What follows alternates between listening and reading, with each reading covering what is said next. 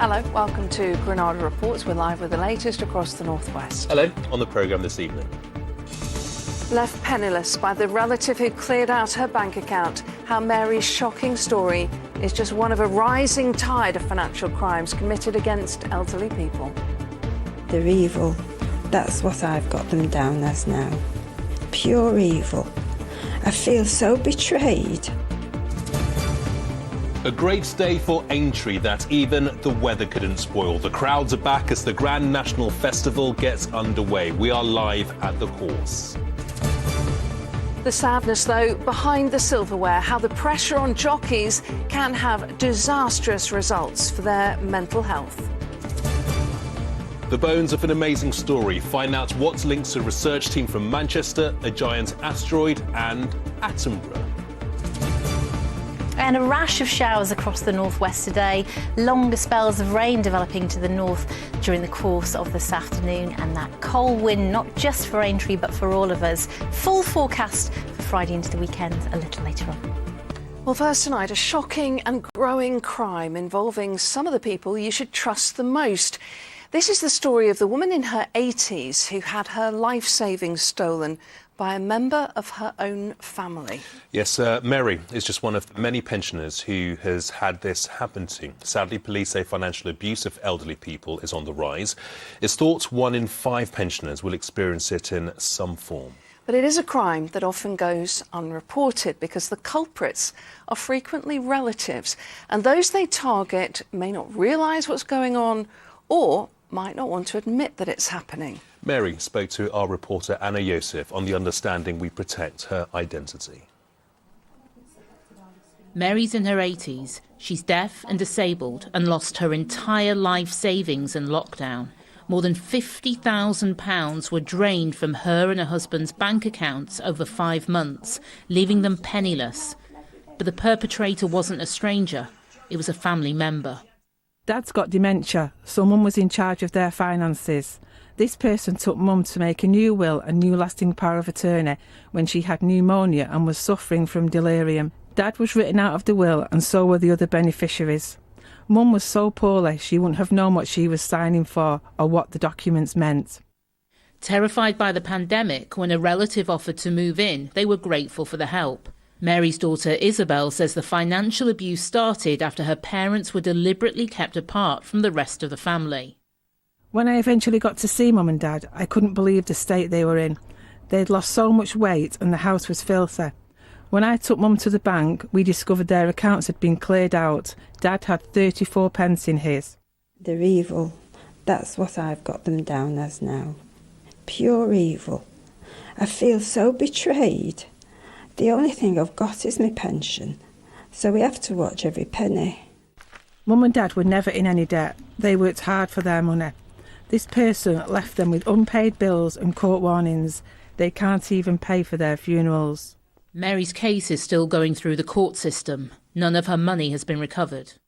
Financial abuse is one of the most widespread forms of elder abuse. It's thought 1 in 5 of us will experience it. But it's a crime that frequently goes unreported because victims often don't realise or acknowledge it's happening.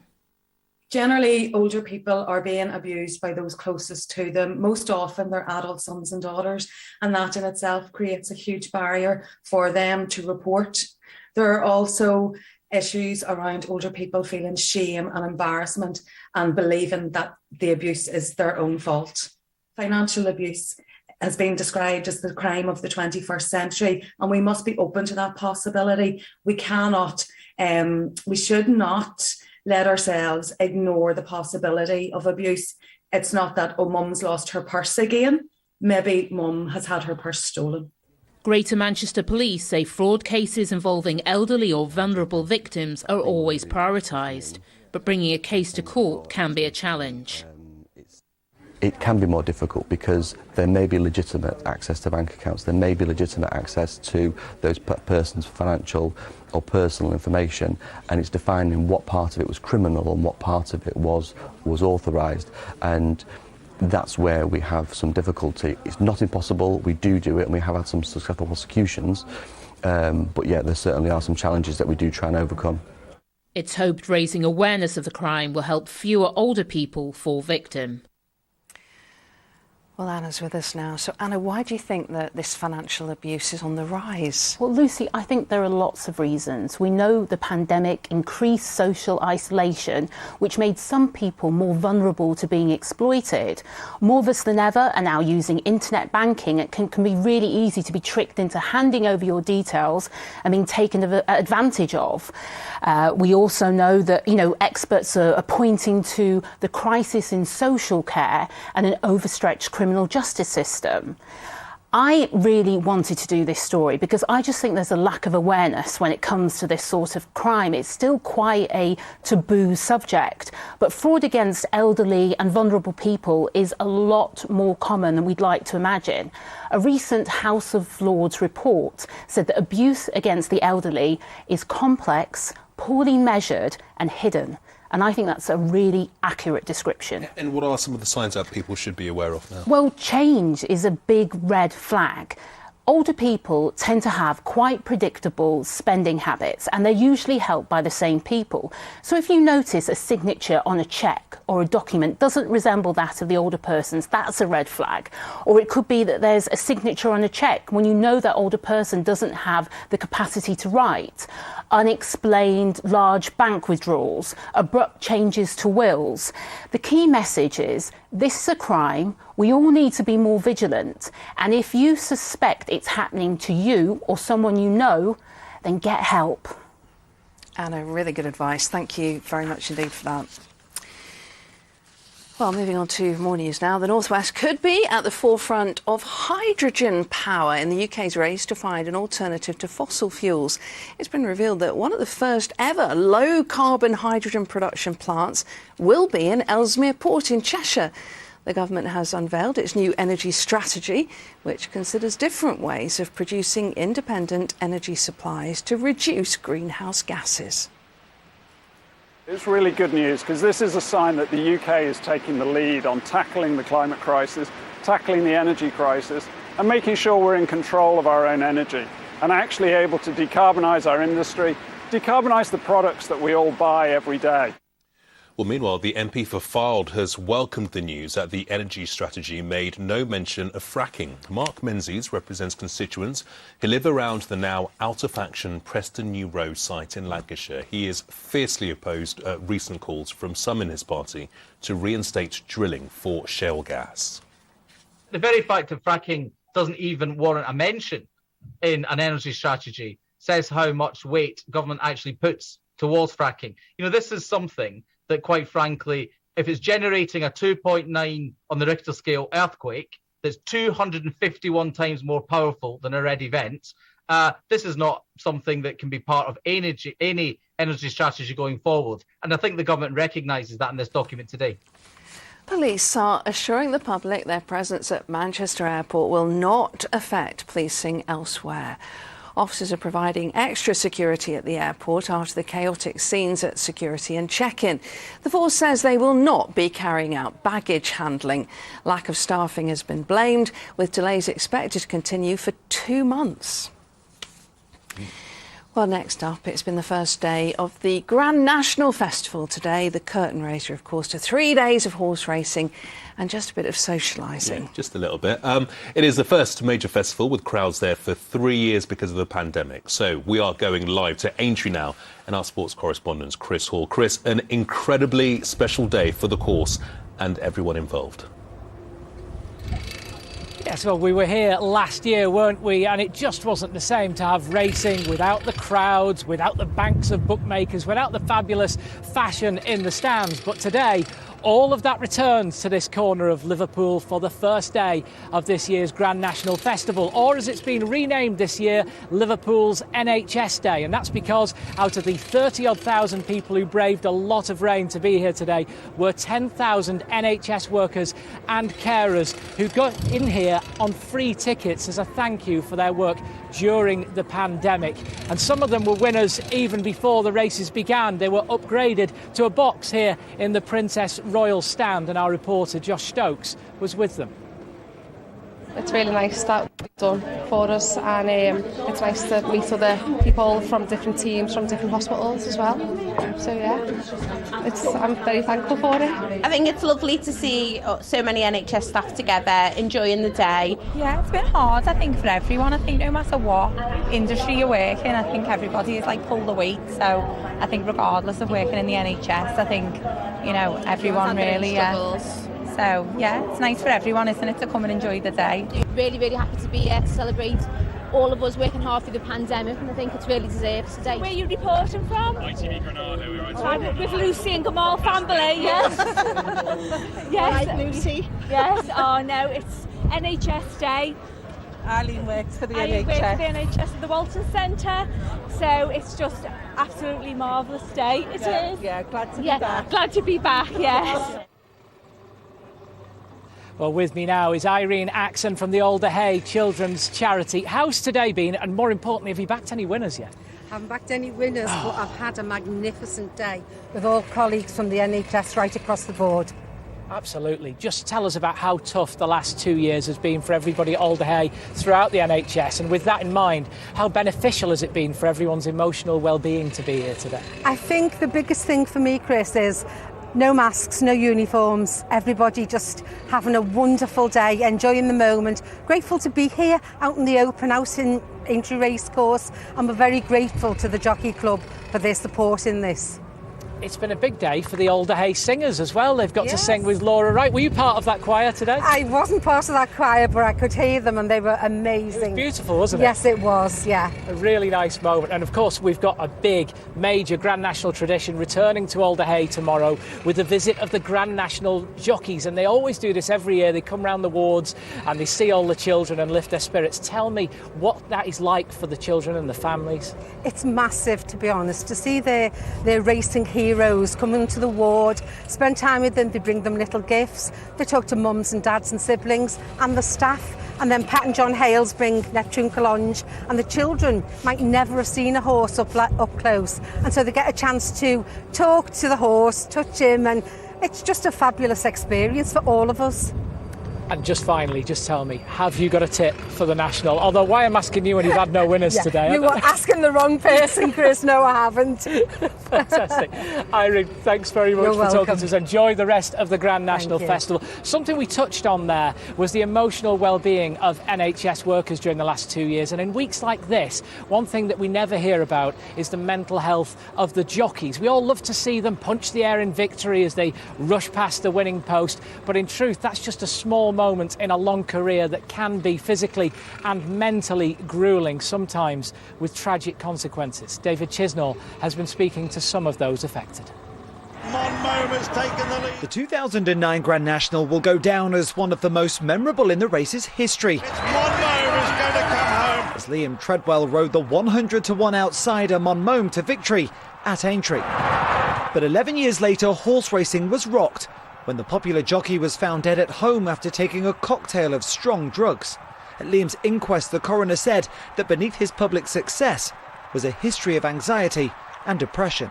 It was horrible. I mean, we all felt it. The weighing room was quite cold and very, very dull. Everyone's too young to go that way, you know, and it shouldn't be something that happens, and we've got to try and stop it as best we can. Harry Teal speaks from the heart on mental health matters. As a former jockey, the 25-year-old knows all about the highs and lows of being in the saddle. Keeper Hill, it is who will prevail for Max McNeil, Harry Teal. When it was good, it was amazing, but unfortunately when it was bad, it was very bad. I mean, the weight played a massive part, as well as sort of the long driving, the lonely hours. It was very hard. Well, the life of a jockey is not just about what happens out on the track. Despite the early starts, long days, constant dieting and hours of travelling around the country, the vast majority of racers end in defeat. And for Harry, it all came to a head on a drive home. It was 2 miles straight, and I knew at the end of it was a T-junction with a brick wall the other side. And I just thought I could end all troubles and everything here. And it's just a thought that was going through my mind, and I was about 400 yards away from the wall, looked down, and I was doing 140 miles per hour. and in that split second I slammed on the brakes and sort of luckily I did. Well, Harry bravely talks about his battles with mental health, but he's not alone. And a study in 2019 by Liverpool John Moores University and the charity Racing Welfare found that 87% of jockeys they surveyed had experienced either stress, anxiety or depression. Delighted for you, absolutely delighted. Well, despite his love for the sport, Mitch Godwin took a 315-day break from racing after the combined pressure from his professional and personal life became too much. Cricklewood Green in the blue and yellow has come from last position and grabs it. It was difficult. No one wants to show that they're not strong enough, and that's when it never goes away, unfortunately. I didn't feel good enough. I didn't want to be shown anywhere. I didn't want to get out of bed. I just wanted to stay in the house and go nowhere and do nothing. Eventually, Mitch opened up to his dad, who got him help through the Professional Jockeys Association and the Injured Jockeys Fund. It was the best thing I ever did, and I wish I did it earlier. But the thing was admitting it to myself. That was the hardest part. Once I spoke to someone and they went and got me help, that's when the big weight came off my shoulders, really. For Simon Jones, being back at Aintree brings up a mix of emotions. His son Tim loved nothing more than family days out at the Grand National, but at the age of 17, the talented racehorse and event rider took his own life. How does it feel to be back here at Aintree? It's a bit mixed, if I'm honest. I first came here with Tim in 2018. Mad passionate about his jumps racing, so it was a bit of a treat. Came back the following year with the family, and of course that was the last day out we had as a family. Well, it was a complete shock. I mean, and nobody noticed anything that was significant. Well, Simon is now planning on running 7 marathons in 7 cities this year to raise money to help Racing Welfare fund mental health training in yards, stables and racecourses across the country. We've trained just under 500 people now. So our vision is to have a mental health first aider in every workplace in the racing industry. The courses teach people how to look out for the signs and the symptoms of perhaps somebody in distress, somebody that's experiencing mental health issues, and to sort of approach them. One of those to do the course is the well-known trainer Lucinda Russell, who won the 2017 Grand National with One for Arthur. If I find someone that I think has got a problem, I'm a little bit more aware of people's problems and a bit more aware if someone might be struggling, but also I now know how to find them help. Horse racing is a very old industry. It's based on some really dodgy principles in the past, and I think it's much more like a family now. I hope that throughout, what we're doing, that nobody gets himself into a position that Tim got into, where he felt his options were so limited. Well, Simon knows the pain of losing a family member, and he's now doing all he can to stop other families from having to go through the same. David Chisnell, ITV News, Aintree. Yes, thank you to everybody who shared their stories in that report on such an important issue. Well, there is still plenty of racing to come here at Aintree this week. We've had about 30,000 people in the stands here today. Tomorrow we're expecting around 50,000 for the return of Ladies' Day. Yes, it's back after a 3-year absence, so we're expected to see all the great fashion in the stands and lots of colour on tomorrow's Granada reports. And of course, there will be around 70-odd thousand people in here on Saturday for the big one, the Grand National, which is being beamed into around 600 million households around the world. It is such a huge event, and we'll be here with all the build-up tomorrow in Granada Reports. We might even get to tempt a certain couple of presenters here tomorrow as well. What do you think? Maybe, Chris. It is fab to see all the crowds back, isn't it? Yeah, we can't wait. We're going tomorrow and we're really looking forward to it. A great way to celebrate Gamal's 40th birthday as well, actually. Happy birthday to you. So we might have to buy you a drink at the course as well. I wasn't allowed to say that, I don't think, but sorry, I've done it now. It's not my birthday yet. Done it now. Next week, actually, but we can celebrate early. Yeah. Okay, let's take a look ahead now to the ITV News at 6:30 with Charlene. Coming up, just how will the UK keep the lights on in the decades to come? The government's got a plan. They want new nuclear, wind and solar power, but critics say it does nothing for households currently struggling to pay the bills. Also ahead, Sir David Amos's killer tells a court he has no regrets over stabbing the veteran MP more than 20 times. chaos continues at the borders. Just 10 days until Easter. What hopes for holiday travellers and... Cheers! We're on an ale trail in Cheshire, trying out the best bitters in Congleton with its newly appointed ale taster. Join us for those stories and more from 6:30. Well, next, time to turn the clock back 66 million years. I think it is the first on the programme. I think it is. A team from Manchester University is behind one of the biggest scientific finds of all time. Yeah, in America, or to be more precise, North Dakota, scientists have found the fossilised remains of a dinosaur. Isn't that incredible? Also, what they say are the remains of the giant asteroid that wiped out all the dinosaurs 66 million years ago. And a key member of the research team, who's also starring in a documentary about the discovery with Sir David Attenborough, is Professor Phil Manning from Manchester University. We can start trying to piece together the natural history of what was the last days of the dinosaurs, and hopefully, more above anything else, get some kids engaged in science and natural sciences and natural history again, because there's a wealth of wonderful information for them to study, learn, and be excited, just as I am. Yeah, really exciting. Not the only old fossil, obviously, that we've had on this programme. Nonsense. Let's have a look at the weather for tonight and for Aintree over the next couple of days. Here's Kerry with the details. Ooh, I love a hot shower, me. And a minute shorter than usual. What a legend. United Utilities sponsors ITV Granada weather. Hello, very good evening to you. Really quite a showery day across the region today. Yes, we've seen some sunshine, but then it clouded over. We saw some rain, hail, even some sleet and snow showers over higher ground, and that cold and strong gusty wind working its way in from the northwest. Colder Arctic air across all of us tonight and through into Friday, and even for the weekend, a mixture of sunshine and showers. The winds will be lighter tomorrow, but still with some frosty nights to come. And Aintree, of course, 2 more days to go. Tomorrow for Ladies' Day actually looks okay, but don't let that temperature fool you. Already below average for the time of year. Add on the northwesterly breeze, it really will feel quite chilly, particularly out of any sunshine. Maybe a few more showers on Saturday and a bit more cloud. Still that keen northwesterly, but still with some long sunny spells.